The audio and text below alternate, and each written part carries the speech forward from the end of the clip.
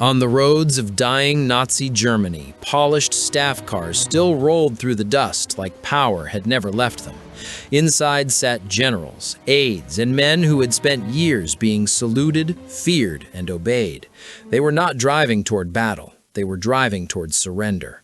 But they wanted the American kind, clean and controlled, far from the Red Army. Then their road entered George Patton's war, and their old world began to die. Subscribe for dark, true history told with clarity, because days of collapsing empires reveal what men become under fear. By May 1945, those roads were carrying more than defeated officers. They were carrying the last illusion of the Third Reich. These men had spent years inside a system built on rank, ritual, and obedience. The Nazi state gave uniforms a kind of dark magic. Titles opened doors, insignia created distance. Men in command were trained to think of themselves as a class apart, raised above ordinary ruin.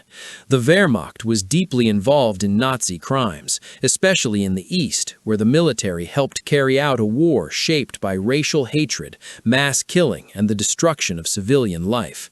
That was the wound under everything that followed. On June 22, 1941, Germany invaded the Soviet Union and turned the Eastern War into something far beyond a normal campaign. It became what the Holocaust Museum calls a war of annihilation. Villages were burned. Soviet prisoners of war died in huge numbers. Civilians were starved, shot, or driven from their homes. Behind the front, mass murder followed the army's advance.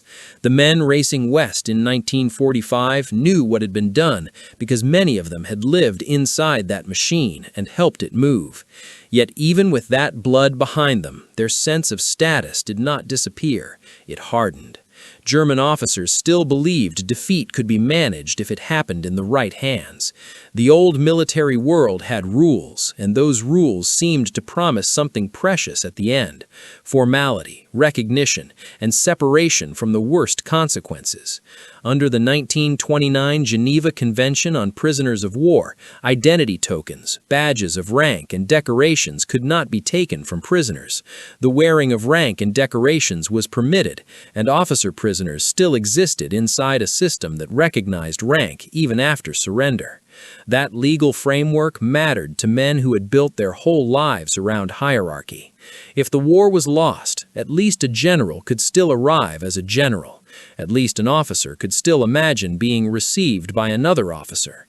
At least captivity in the West might preserve the shell of who he had been. That belief gave American surrender its strange glow in the last months of the war. It looked safe, and it looked familiar. It seemed to offer survival without total humiliation. While the Reich was collapsing, many of its senior men still clung to that picture. They imagined a clean handover, proper records, lawful treatment, and distance from Soviet vengeance. That was the luxury they were chasing. Not comfort alone, but preserved status. The rise of that illusion had been years in the making. German power had expanded across Europe behind columns of steel, flags, and ceremony. Officers were used to staff cars, aides, maps, private quarters, and the rhythm of command. Even as the military situation worsened, the habits of authority remained. The uniforms still fit. The rituals still held. The outward signs of order kept telling them they were still men of consequence. But hidden cracks were already running through everything. Allied armies were pressing in from the west. Soviet armies were crushing their way in from the east. The gap between the image and the truth had become impossible to hide. The Reich still spoke the language of duty and final victory, but its leaders were already living in the psychology of escape. Then came the sight that changed the air on the American side forever. On April 12, 1945, Dwight Eisenhower, Omar Bradley, and George Patton visited Ohrdruf, the first Nazi concentration camp liberated by U.S. troops. They saw charred remains on railroad tracks and the evidence of what the regime had done as it collapsed. After that, any leftover idea of a neat and gentlemanly ending was passing through something much darker. This is where the story starts to tighten. The German officers driving west were still thinking in the language of rank. The Americans they were driving toward had already seen what stood behind those ranks. The polished appearance remained, but the moral ground under it was gone. A title could still be written down. A decoration could still stay on a tunic. None of that could restore what the war had exposed. Even before the final surrender was signed, the old world these men trusted was already failing them. Then the center gave way. On April 30th, 1945, with Soviet troops closing in on Berlin, Adolf Hitler killed himself in his bunker. Berlin was falling, and the state built around his will was breaking apart in plain view. That was the moment fear fully replaced doctrine.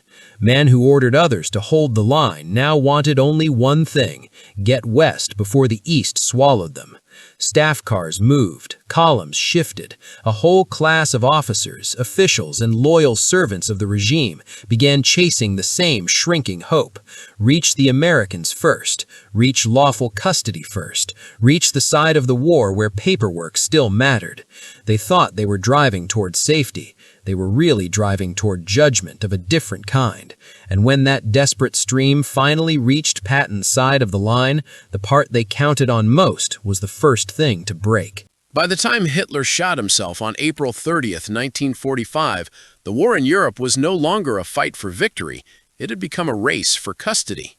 Karl Dönitz stepped into the ruins of the Reich and tried to do one thing with the wreckage left in his hands: move as many German forces as possible toward the British and Americans before the Red Army closed the trap from the east.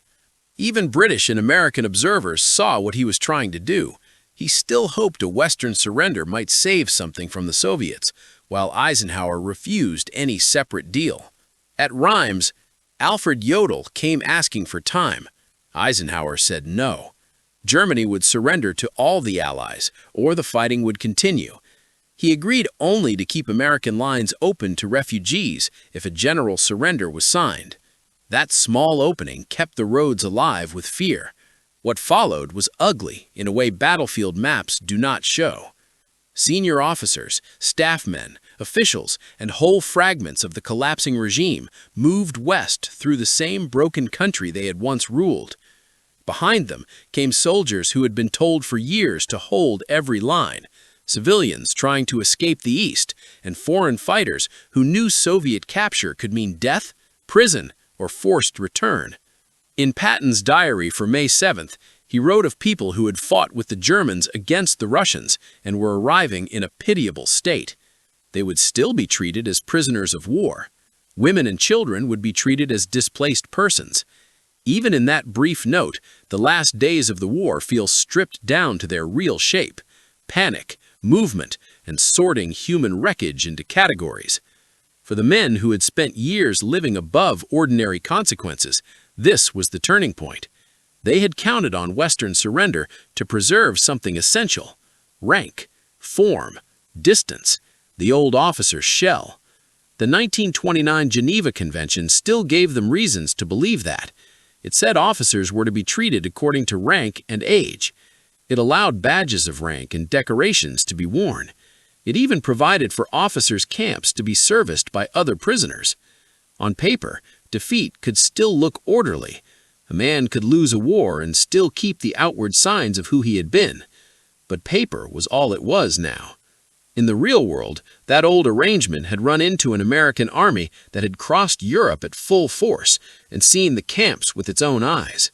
On April 12th, less than 3 weeks before Hitler's death, Eisenhower, Bradley, and Patton toured Ohrdruf, the first Nazi concentration camp liberated by U.S. troops. Whatever space had once existed for polite illusions was gone after that. A German general could still arrive wearing insignia. He could still hope the paperwork would record his title. None of that could erase what American commanders had already seen. That is where the deeper betrayal entered the story. Dönitz was not saving Germany. Germany was finished. What he was saving, where he could, were bodies from Soviet hands. Every hour spent trying to shift men west meant more confusion, more movement, and in some places more dying after the war was already morally over. The state that had demanded sacrifice until the final moment now spent its last strength helping selected people escape the consequences it had spent years creating. At the top, the language was still duty. On the ground, it looked like abandonment. And then came the part that later stories tried to simplify into a single dramatic showdown with Patton. The clean legend says Nazi generals rolled up expecting respect, only for Patton to strip them of their honors and threaten to hand them to the Soviets. It is a strong scene. It also runs ahead of the record. The same Geneva rules those officers hoped to use for protection also said their badges of rank and decorations were permitted. What survives in Patton's own papers is colder than legend, and in some ways harder. On May 7th, while the surrender terms were being carried through the broken remains of German command, he wrote that a colonel general had been sent to explain the rules for the surrender to Field Marshal Ferdinand Schörner. He also recorded that the commanding general of German Army Group South had surrendered unconditionally to 20 Corps.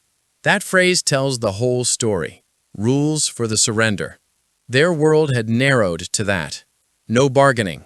No private escape, no special ending. This was the real emotional collapse. It was not loud. It did not need a speech. It happened when men who had spent their lives inside ritual and command realized the forms still existed, but the power inside them was gone. A title could still be spoken.